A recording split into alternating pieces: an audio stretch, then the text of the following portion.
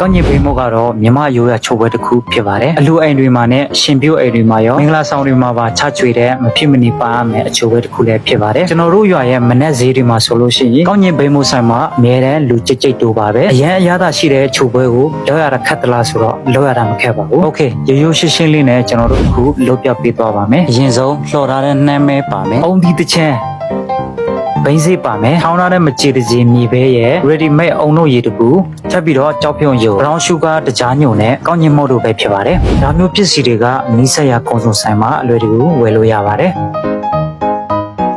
ဟုတ်ကဲ့ပါဝင်ပစ္စည်းတွေကိုကျွန်တော်တို့အသေးစိတ်ပြင်ဆင်မယ်ကြောက်ဖြုံယုံတစ်စိတ်ကို40စိတ်ပြီးတော့အသုံးတတိလေးတွေလှုပ်ထားပေးမယ်ကောင်းကျင်ဘိမုတ်ရဲ့အဓိကတော့ချက်ကကြောက်ဖြုံယိုပါမှပြောရင်လည်းမမှားပါဘူးကြောက်ဖြုံယိုနဲ့အရင်လိုက်ဖက်ပါတယ်ထပ်ပြီးတော့မုံနေတယ်မှနေဖို့အတွက်နဲ့အပေါ်ကနေဖြူပေးဖို့အတွက်အုံကြီးကိုဒီလိုလုပ်ပေးပါမယ်ကြားလာတဲ့အုံကြီးတစ်ဖက်ကိုဓာတ်နဲ့နှစ်ချမ်းပိုင်အနောက်ကကြောခွန်တွေကိုဓာတ်လေးနဲ့ဖယ်ပေးလိုက်မယ်နော်အပေါ်ကနေလှလှလေးဖြူဖို့အတွက်ကျွန်တော်တို့ဒီလောက်အပြားကြီးအထူကိုယူထားပါတယ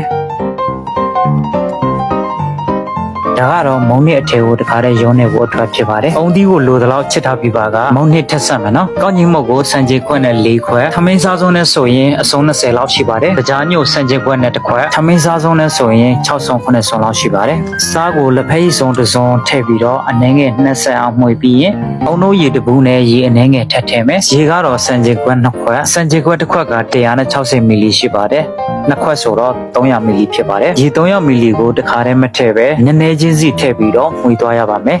ကျွန်တော်တို့နယ်တွေဘက်ကြတော့ဒီမုတ်ကိုကောင်းကျင်ဘိမုတ်လို့ခေါ်ပါတယ်ထပ်ဘက်တွေကြတော့ထုံးမုတ်လို့ခေါ်မယ်ထင်တယ်တကယ်ချင်းတို့ဘက်မှာရောဒီမုတ်ကိုဘယ်လိုခေါ်လဲဆိုတာဘိုးဒုဒအနေနဲ့ comment မှာရေးပေးခဲ့ကြပါဦးโอเคဒီလိုမျိုးမှွေလာလိုက်တာမပြည့်မကျဲအနေထားလောက်ရောက်ပြီဆိုလို့ရှိရင်ရပါပြီထပ်ပြီးတော့အုံသီးနဲ့ကြောက်ဖြုံရိုးကိုထည့်ပြီးတော့မှွေပေးမယ်နော်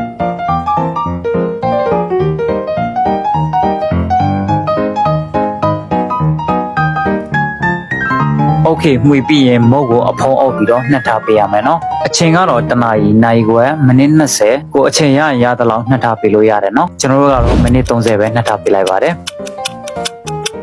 ဟုတ်ကဲ့နိုင်ပြည့်ပြီဆိုတော့ကျွန်တော်တို့ကြော်ဖို့လုပ်ပါမယ်အရင်ဆုံးထောဘက်စီတခဲကိုထည့်ကြော်တဲ့အခါမှာတတိထားရမှာကမီးကိုပုံမှန်ထက်ဖြည်းလေးနဲ့ပဲကြော်ပေးရပါမယ်မုတ်သားရဲ့အထူကလည်းကိုလိုချင်သလောက်အထူသုံးလို့ရပါတယ်ထည့်လို့ရပါတယ်အခုရှိတာကမုတ်သားကအရန်ထူတောင်းမယ်ဆိုလို့ရှိရင်မီးကိုဖြည်းလေးပဲအနည်းဆုံးသုံးရပါမယ်ဒီလိုမှမဟုတ်ရင်အပြင်ကတူပြီးတော့အထက်ကမကျက်တတ်တာမျိုးဖြစ်တတ်ပါတယ်ကျွန်တော်တို့ကတော့ဟင်္ဂတ်ဆုံး3ဆုံးကိုတုံထားပါတယ်မုတ်ဆဆထည့်ပြီးချင်းမှာပဲအရှိမပြင်ဆင်ထားတဲ့အစာပလာတွေကိုထည့်ပါမယ်ပထမဆုံးအနေနဲ့ဖယုံယိုဘိန်းစေးနှမ်းမဲအုံတီတို့ထည့်ပေးမယ်နော်ချစ်တဲ့ရင်တော့မှာထောက်ဘက်စီမရှိဘူးဆိုလို့ရှိရင်စီနဲ့ပဲသုံးလို့ရပါတယ်စီနဲ့ကြော်လို့ရပါတယ်ကျွန်တော်အနေနဲ့အကြံပြုတ်ပေးချင်တာကတော့ထောက်ဘက်စီသုံးတာပို့ပြီးတော့စားကောင်းပါတယ်ပို့ပြီးတော့အနက်ကိုမှုေးစေပါတယ်ထောက်ဘက်လေးအနက်သိန်းလေးနဲ့လုံးဝစားလို့ကောင်းပါတယ်စားပလာတွေထည့်ပြီးရင်အဖောင်းအုပ်ပြီးတော့10မိနစ်လောက်မြေကိုပုံမှန်ထည့်ပြီးဖြည်းလေးနဲ့ကြော်ထားပေးရပါမယ်အချိန်10မိနစ်ဆိုတာကကျွန်တော်တို့မုတ်သားကိုဆက်စထည့်ပြီးတဲ့အချိန်ကနေစပြီးတော့မိနစ်ကိုမှတ်သားထားရပါမယ်10မိနစ်ပြအောင်9မိနစ်10မိနစ်လောက်ရှိတဲ့အချိန်မှာဒီလိုမျိုးအောက်ကနေလှန်ကြည့်ပေါ့နော်အချိန်လေးโอเคကျွန်တော်ကတော့ဒီလောက်နေထားဆိုရပါပြီတစ်ဖက်ကိုလှန်ပါမယ်တယောက်နဲ့တယောက်မီးဖွင့်ထားခြင်းကလည်းတူခြင်းမှလည်းတူမှာဆိုတော့ခဏခဏလှန်ကြည့်ဖို့တော့လိုမှာပေါ့နော်โอเคနောက်တစ်ဖက်ကိုလှန်ပြီးပြီဆိုတော့ထောဘက်စီကိုကျွန်တော်ထပ်ထည့်ပေးမယ်နော်ကျုံနေရင်းလေးကိုအရင်ကစားခြင်းနေပြီပေါ့နော်ထောဘက်အနက်လေးကတော်တော်လေးကိုဆွဲဆောင်မှုရှိနေတော့ထောဘက်ထည့်ပြီးရင်ကျွန်တော်တို့ထောဘက်လေးတွေအရေးပြောအောင်နည်းနည်းလေးဖိလှည့်ပေးလိုက်မယ်နော်ပြီးရင်အဖုံအောင်ဆဆလှန်ပြီးတဲ့အချိန်ကနေကျွန်တော်တို့10မိနစ်ထပ်ပြီးတော့စားရပါမယ်โอเค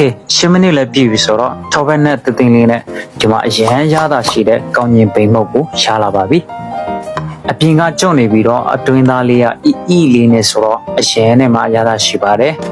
တကယ်ပဲစားကောင်းတာမို့တစ်ခါတော့လိုက်ပြီးတော့လှုပ်ရှားကြပါချစ်တငယ်ချင်းတို့ကျွန်တော်တို့အနေနဲ့ညီကိုတို့ကိုဒီလိုမျိုးအစားအသောက်တွေမျှဝေပေးနေတာကိုကျင်နေပါတယ်နှစ်သက်ပါတယ်နောက်နေ့တွေမှာလည်းဒီလိုမျိုးအစားအသောက်နဲ့ travel blog တွေကိုတင်ဆက်ပေးနေမှာမို့လို့ကျွန်တော်တို့ရဲ့ YouTube channel Facebook page TikTok account ကို follow လုပ်ခဲ့ဖို့မမေ့ပါနဲ့နော်ကျေးဇူးတင်ပါတယ်တစ်ဆက်တည်းမှာပဲညီကိုတို့ရဲ့တငယ်ချင်းတွေညီကိုမောင်နှမတွေဒီဗီဒီယိုကိုတွေ့ခွင့်ရအောင် share သွားလိုက်ပါဦးနောက်ဗီဒီယိုမှာထပ်တွေ့မယ် bye bye